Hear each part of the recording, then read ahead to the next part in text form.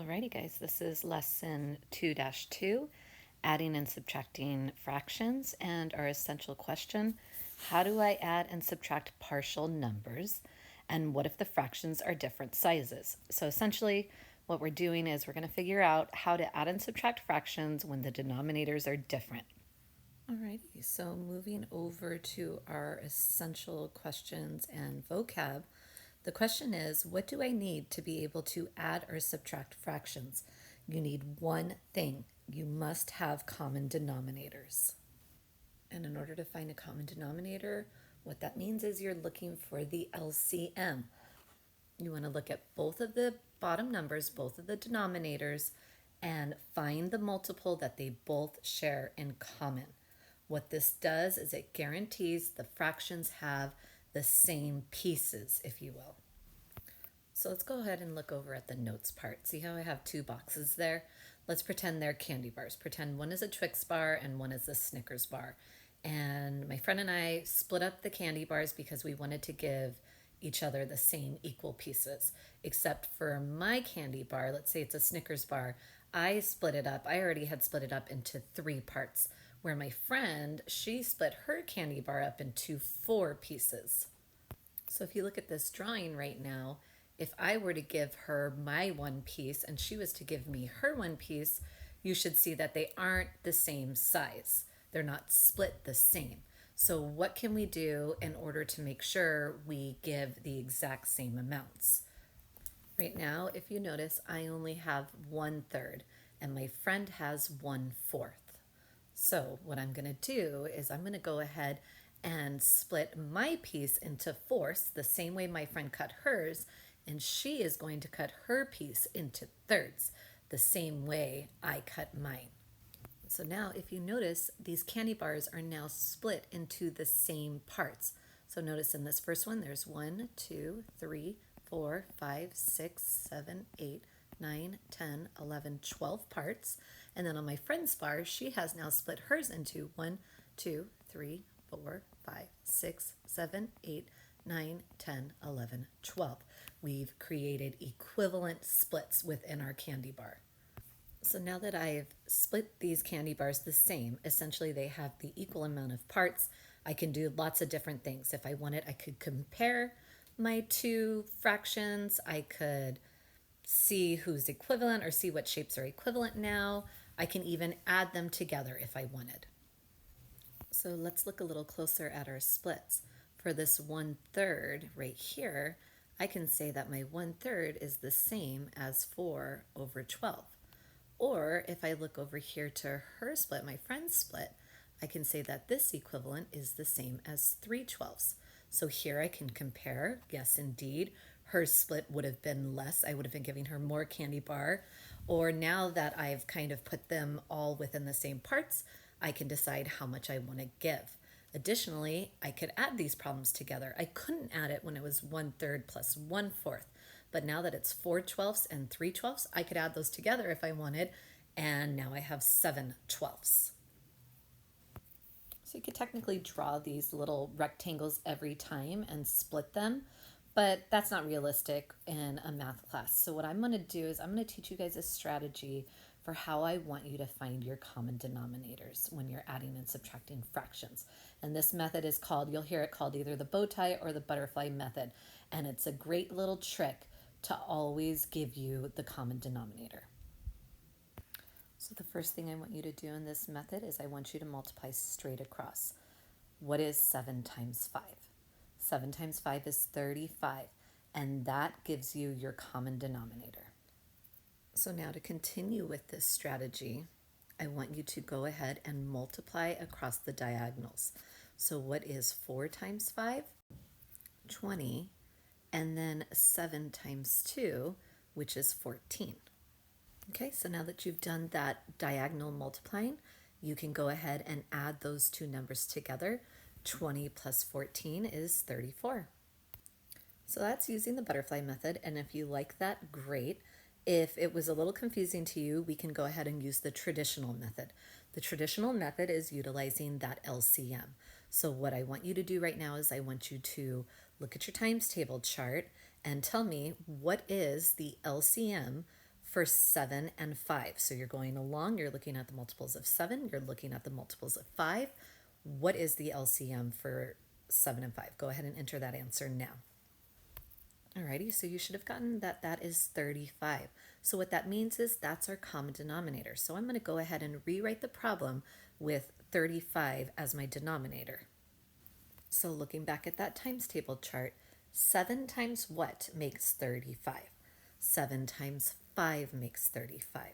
So what you're going to do is you're going to look at that numerator, that 4 over 7. 4 is the numerator. So if 7 times 5 makes 35, then what is 4 times 5? It is 20. And if you notice, we're getting the same number from our butterfly method. All right, so let's go over to this denominator right here, this 35 here. Notice it was a 5, so 5 times what makes 35? 5 times 7. So I'm going to go ahead and apply that same strategy. If 5 times 7 makes 35, then 2 times 7 is 14. So I would put a 14 right here. So now I've made my denominators the same, so I'm going to go ahead and add my numerators. What is 20 plus 14? It's 34. And my denominator will stay the same. It will stay 35 because that was my common denominator. Alrighty, so I'm going to go ahead and let you do this next problem here, this next little subtraction problem, and you can choose to either use the butterfly method if that made sense to you, or you can try the LCM method. So go ahead and pause and put in your answer, and then I will show you how to do both methods after. Alrighty, so using the butterfly method, you should have gotten that the denominator here is 35, just like in the previous problem, and multiplying across, you would have gotten 20 for the numerator, and going across the other diagonal, 7 times 2 is 14. So I've created equivalent fractions, so now I can just subtract. That's what the operation is. So 20 minus 14 is 6. So that is my answer for that problem. Now, if you did the LCM method, you would have done just like the previous problem. You would have done common denominator, 35 for both. And then you would have asked yourself, 7 times what makes 35? 7 times 5 makes 35. So if 7 times 5 makes 35, then what is 5 times 4? It's 20. So you go ahead and change that numerator to 20. And then going to the other fraction, 5 times what makes 35? 5 times 7 makes 35. So what is 2 times 7? 2 times 7 is 14, and that 14 would go right in this space here. Alrighty, so since I've created my equivalent fractions and my denominators are the same, I can go ahead and subtract my fractions now. 20 minus 14 is 6. And again, the denominator stays the same. It stays 35. Alrighty, so we're going to do another example. Let's go ahead and do 6 over 11 minus 2 over 9. And let's try that butterfly method and see if we can get the answer pretty quickly. So multiplying across the denominators, 11 times 9 is 99. So my denominator is 99. And then moving across to that first diagonal, 6 times 9 is 54. And 11 times 2 is 22. So that is it. Now you're ready to go ahead and subtract. What is 54 minus 22? It is 32. And that's the end. That's the answer. That's how quickly you can subtract your fractions using this butterfly method. What's cool is this method even works for improper fractions. So take, for example, 7 over 4 plus 5 over 3. These are both improper fractions, meaning the numerator is bigger than the denominator. But I can still use that butterfly strategy. 4 times 3 is 12. That's my denominator. And then multiplying across the diagonal, 7 times 3 is 21, and 4 times 5 is 20. So 21 plus 20 is 41. So they were improper fractions, so my answer is going to be also an improper fraction. But again, this method works beautifully for when we are adding and subtracting. I know these notes are getting a little long, and I'm sorry. I just want to do one last skill with you. I want to give you a problem where we have mixed numbers, and I want you to practice changing those into improper fractions and then adding them together. So let's say I give you 6 1/3 plus 2 4/5. So this butterfly method will only work if your fractions are improper. They will not work if it's a mixed number. So the first thing you need to do is you need to remember, how do I convert this mixed number into an improper fraction? So what you need to do is you need to grab your times table chart, and your little strategy is, what is 6 times 3 plus 1? So 6 times 3 is 18, and 18 plus 1 is 19. So to rewrite the 6 1/3, it is 19 over 3.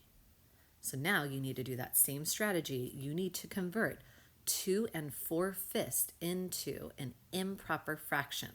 So go ahead, pause the video now, and enter what is 2 4/5 as an improper fraction. Okay, if you did this correctly, you should have gotten 2 times 5, which is 10, plus 4 is 14. So you would have had 14 over 5. What I want you to notice is the denominators stayed the same. See how this first fraction, the denominator is 3? It is still 3. And see how in this second fraction, the denominator is 5? It is still 5. So now that I've gone ahead and rewritten the problem, now I can use that butterfly method. So let me change colors here. Multiplying across, 3 times 5 is 15. So now I know my denominator is 15. Excuse me. And then 19 times 5 is what? That's a big number. It is 95. And 3 times 14 is 42. So now I can add those across. 95 plus 42, 5 plus 2 is 7, and then 9 plus 14 is 13. So big numbers on this one, but the strategy is the same every time. Alrighty, so we've come to the end of our lesson. What I want you to do now is go ahead and fill in the summary, and that concludes our 2-2. I know it was a longer lesson. Good job, guys. Go ahead and start your con.